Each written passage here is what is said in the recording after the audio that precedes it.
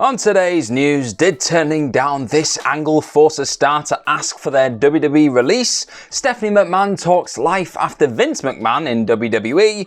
Night 1 of NXT TakeOver Stand and Deliver gets its main event. AEW filed to trademark a major new stable name. Titus O'Neil likes a tweet criticizing WWE's latest surreal decision. And we have the latest on what WWE pay-per-view life is gonna look like on Peacock. Hello everyone, I am Gareth here from What Culture Wrestling. It is Solo Sunday. Do not adjust your TV sets, whatever sets you're watching this on. It is me. I'm here to talk about all things wrestling that's been going down in the wrestling world since the last time I saw you, which was yesterday. Time is flying. But because we've got an awful lot that we do need to get into, we're going to jump straight on into our first story. And it is a story again centered around a person who has pretty much been in the headlines for about 2 million weeks at this point, it feels like. It is Andrade again, who has obviously requested his release from WWE, and we've got more news on that now, like maybe a bit of additional information which might have contributed to the fact that he has now requested his release. So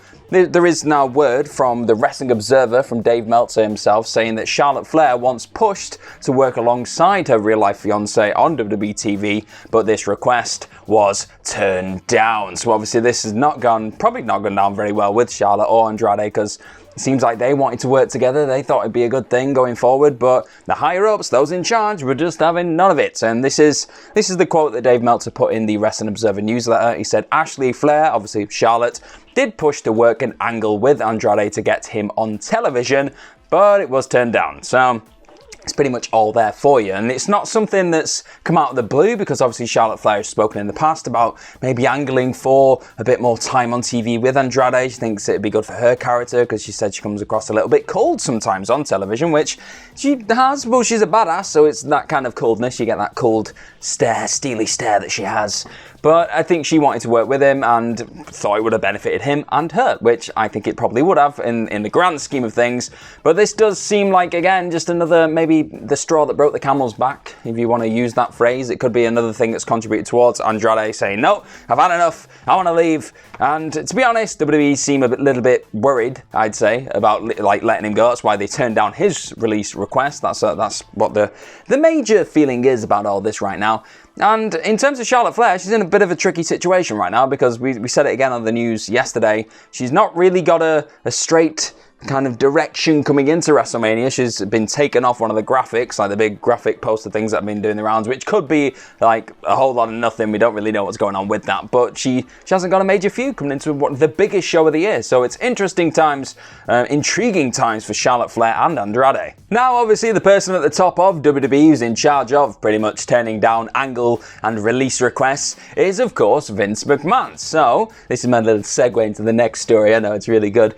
Stephanie McMahon was talking about her father, Vince. She was talking about him during a Bloomberg Business of Sports conversation that she was having recently about their move over to Peacock, WWE's move over to the Peacock streaming service. And they were talking a whole lot of things about how WWE were ahead of the curve with streaming services and it worked out really well and all that kind of stuff. But the major takeaway from all this was she was asked about how Vince McMahon's vision of WWE is going to be presented after he steps down or he's not in charge anymore. And she had this to say. She said, I do think a lot of the institutional knowledge is important, particularly with regards to the core content, but it's also surrounding our business with strong, smart executives, and that's exactly what we have. So I do think it's the marriage of institutional knowledge, the incredible production value, the creation of talent, IP, and storylines, and really strong business executives to help us expand. I think it's a combination of things. But then the real big takeaway, that was kind of the filler, setting the stage. She said, I don't think there will ever be a person-to-person replacement for Vince McMahon. He does too much. The landscape would look different however it shakes out, but I think it's a marriage of those things.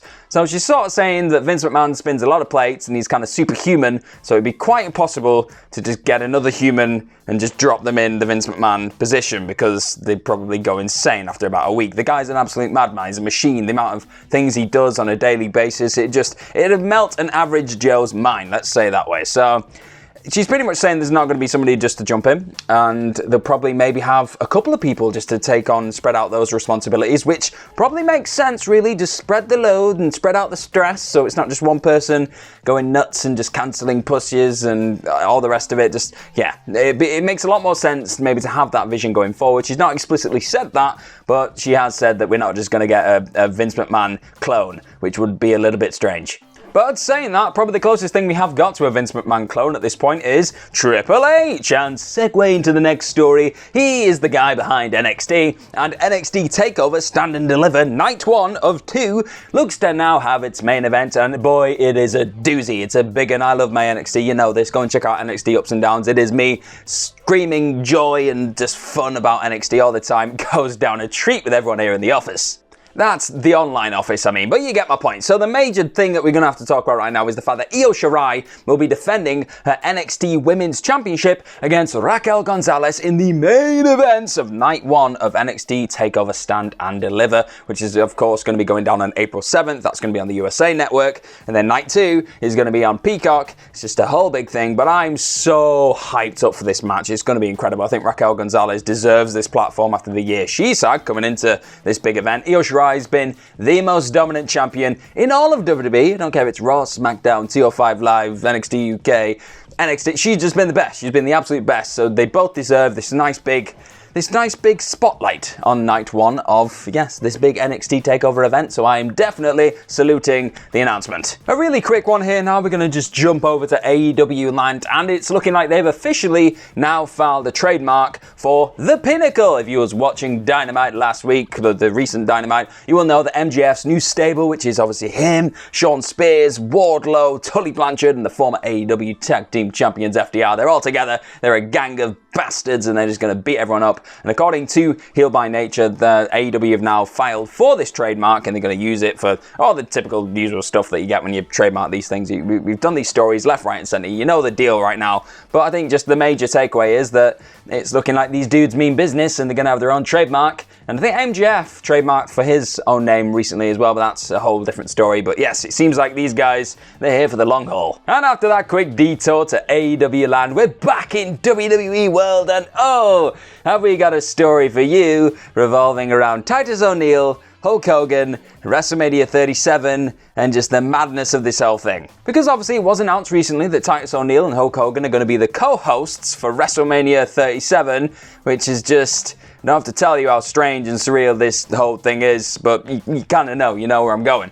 But in a response to all this, somebody tweeted, WWE put the announcement saying, oh, this is going to happen, and somebody tweeted by the name of DJ Sean Juan, I'm going to go with that, I hope it's Juan, they put precisely why this company stopped getting so much of a dime from me. Peace to Titus O'Neil though, that is a good brother, #Divine9. So, the big thing here, the big takeaway from this is the fact that Titus O'Neil himself then went and liked that tweets. So you could say, oh, he might just be liking the fact that somebody said respect to him, which does, yeah, make sense if that's what he wanted to do. It's just a kind of a tip of the cap. Thank you very much for saying peace to me. It could be that, or it could be Titus O'Neil like in the first part of the statement, which pretty much reflects like that this is just a very strange thing that probably shouldn't have happened. You got Billy Kay there and Bayley, just people like that who should have been the hosts, and it's just very problematic with Hulk Hogan's history and why he did get like outed or ousted from the company, like he got blacklisted and all the rest of it. He just got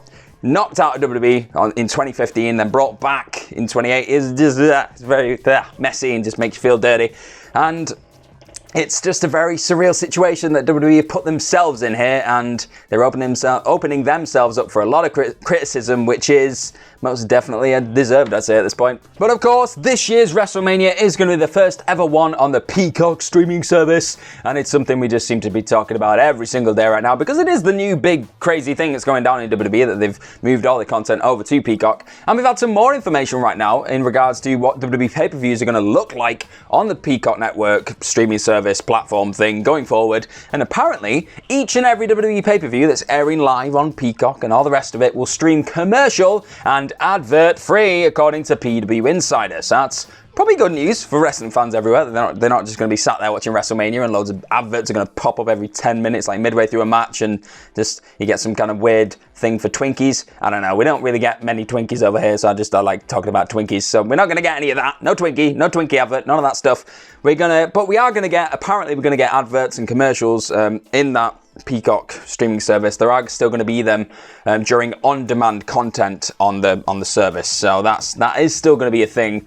But WWE obviously right now they're in the middle of a transitional period in terms of getting all their content over to Peacock. There is word that maybe not all the library is going to be on that service until maybe SummerSlam this year, which is still a couple of months away, so that is quite a time. But there's an awful lot of a back catalogue that they need to get over there, and I think the word is that they're going to have to manually put every video onto the platform. So it's going to be a long time till we get it all on there properly. But there's also been word, and this is according to Dave Meltzer, who sourced this quote for the Wrestling Observer. It's been word that match markers, visual scrubbing of video timelines, and the ability to rewind / fast forward or start live programming from the beginning are not expected to be available at launch or possibly ever. So they're huge features that have become like a mainstay of the WWE network over the last couple of years. They're not going to be available from launch on Peacock and maybe forever. So that's huge. That's a substantial change in the way that we kind of digest and consume our content through the WWE network. So as a UK fan, it's not really affected us, obviously, because we've still got the WWE network. So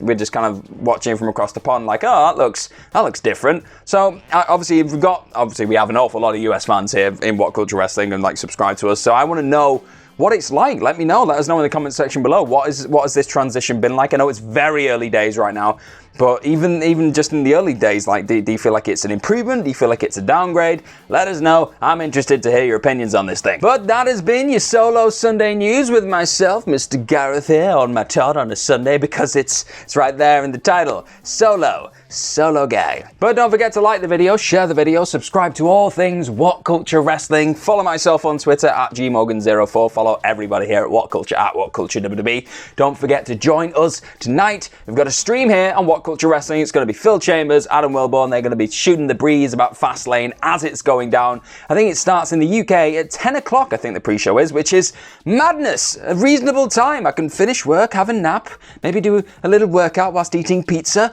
and then just watch it at a nice time. It's a lovely what's the word? A commodity that we're not used to here in the UK. It's lovely. But as always, the most important thing at this time is that you go and have the best Sunday possible, whatever you're doing. If it means you're just sat in bed doing absolutely nothing or running up a mountain, you do you, and then get back, watch some wrestling, watch this video again, because you can never get too much solo Sunday news. And I will see you very, very soon. Bye-bye.